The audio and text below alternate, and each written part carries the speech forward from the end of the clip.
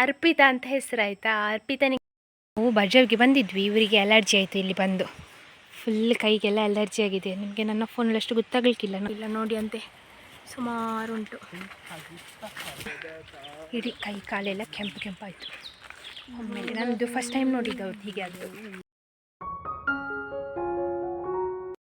ಎಲ್ಲರೂ ಕೂಡ ನಮಸ್ಕಾರ. ಎಲ್ಲರೂ ಹೇಗಿದ್ದೀರಾ? ಎಲ್ಲರೂ ಆರಾಮ ಸೌಖ್ಯ ಅಂತ ಅಂದ್ಕೊಳ್ತಿದ್ದೇನೆ. ನಾನು ನಿಮ್ಮ ಅನುಷಾಕ್ಷಿ ನಾಯಕ್. ಹಾಗೆ ನನ್ನ ಚಾನಲನ್ನು ನೀವು ಮೊದಲ ಸರಿ ನೋಡ್ತಿದ್ದೀರಾ ಅಂದರೆ ಪ್ಲೀಸ್ ಸಬ್ಸ್ಕ್ರೈಬ್ ಮಾಡಿ, ಎಲ್ಲರೂ ಬೆಲ್ಲೈಕನ್ ಒತ್ತಿ, ಹಾಗೆ ನಿಮ್ಮ ಫ್ಯಾಮಿಲಿ ಫ್ರೆಂಡ್ಸ್ ಒಟ್ಟಿಗೆ ಶೇರ್ ಮಾಡೋದನ್ನು ಕೂಡ ಮರಿಬೇಡಿ.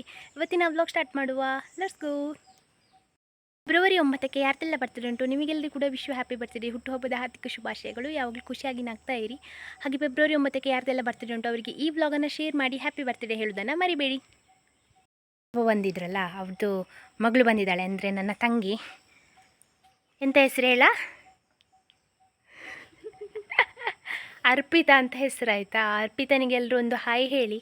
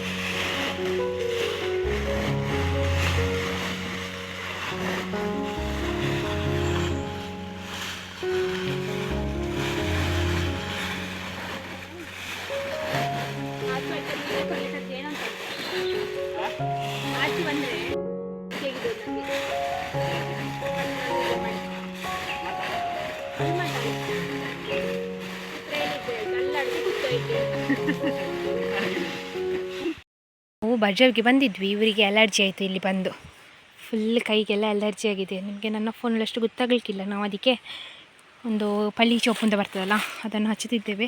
ಅದು ಹೇಗಿರ್ತದೆ ಗೊತ್ತುಂಟಾ? ನಾವಿಲ್ಲಿ ಒಂದು ಗಿಡ ಬಿಟ್ಟಿದ್ದೇವೆ, ನಮ್ಮ ಪಂಪು ಶೆಡ್ ಹತ್ರನೇ ಉಂಟು. ಹೀಗಿರ್ತದೆ ನೋಡಿ. ಇದರಲ್ಲಿ ಈ ಥರ ಕಾಯಿ ಇರ್ತದೆ, ವಿಟಮಿನ್ ಸೊಪ್ಪಿನ ಥರನೇ ನೋಡಲಿಕ್ಕೆ. ಆದರೆ ಅದರದ್ದು ಎಲೆ ಬೇರೆ ಥರ, ಇದರದ್ದು ಎಲೆ ಸ್ವಲ್ಪ ಬೇರೆ. ಇದು ನಮಗೆ ಮೈಯಲ್ಲಿ ನೋಡಿ ಬಿಸಿ ರೂಪ ಎಲ್ಲ ಬೀಳ್ತದೆ, ಅದಕ್ಕೆ ಇದನ್ನು ಹಾಕ್ತಾರೆ. ಮತ್ತು ಮೈಯಲ್ಲಿ ಚಿಕನ್ ಪಾಕ್ಸ್ ಎಲ್ಲ ಬೀಳ್ತದೆ ನೋಡಿ, ಅದಕ್ಕೆಲ್ಲ ಇದು ಉಪಯೋಗ ಆಗ್ತದೆ. ನೀವು ಯಾರಾದರೂ ಉಪಯೋಗ ಮಾಡಿದ್ದೀರಾ ಅಂತ ಹೇಳಿ ನನಗೆ ಕಮೆಂಟಲ್ಲಿ. ಹೀಗಿರ್ತದೆ ಸೊಪ್ಪು, ಅಲರ್ಜಿ ಆದರೆಲ್ಲ ಯೂಸ್ ಮಾಡ್ಬೋದು ಇದನ್ನು. ಹಬ್ಬಳಕ್ಕೆ ಇನ್ನೂ ಕೂಡ ಹಣ್ಣಾಗಲಿಲ್ಲ ನೋಡಿ ಅಂತೆ, ಸುಮಾರು ಉಂಟು. ಕೆಳಗೆ ಉಂಟು ಈ ಸಲ ನಮಗೆ ಕೊಯ್ಯಲಿಕ್ಕೆ.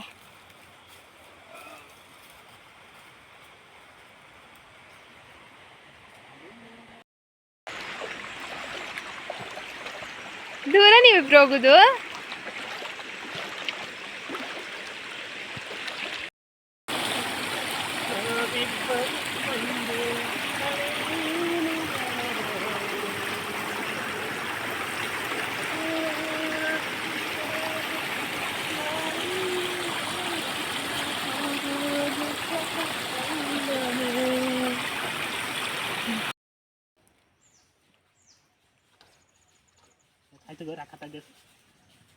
ಅದು ಕುರುಡ ಚಾಳ್ತದ ಅಂತ.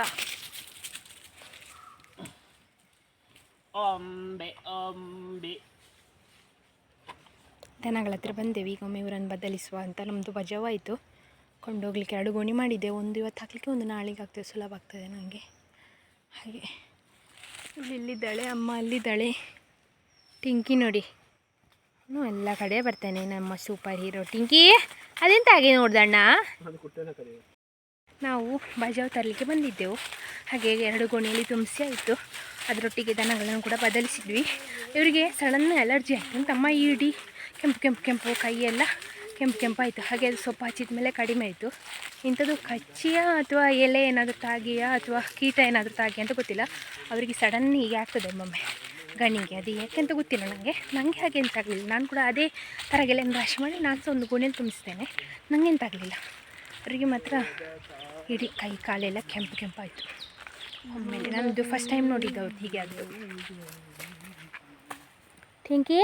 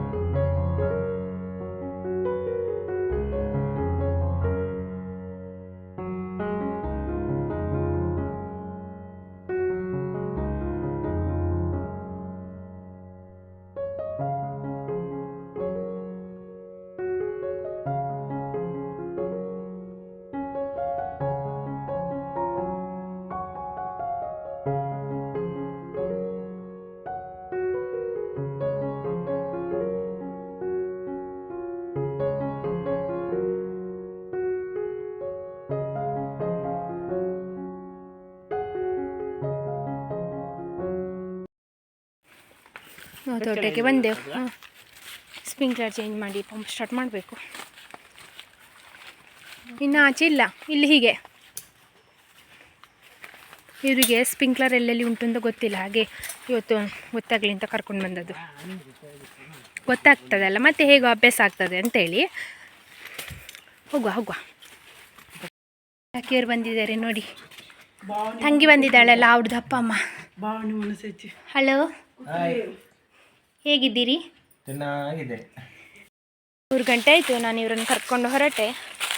ಇವರು ನೀರು ಕುಡಿಲಿಕ್ಕೆ ಬಂದಿದ್ದರು. ಹಾಗೆ ನೀರು ಹತ್ರನೇ ಕಟ್ಟಿದ್ದು, ಸ್ವಲ್ಪ ತಂಪು ಜಾಗ ಉಂಟು ಅದಕ್ಕೆ. ಆಗ 1:15ಗೆ ಬಂದು ಮತ್ತು ಈಗ ಮಲಗಿ ಎದ್ದು ಈಗ ಕರ್ಕೊಂಡು ಹೋಗಲಿಕ್ಕೆ ಬಂದದ್ದು. ನಮ್ಮ ಗುಂಡಮ್ಮನಿಗೆ ಹೇಳಲಿಕ್ಕೆ ಮನಸ್ಸಿಲ್ಲ.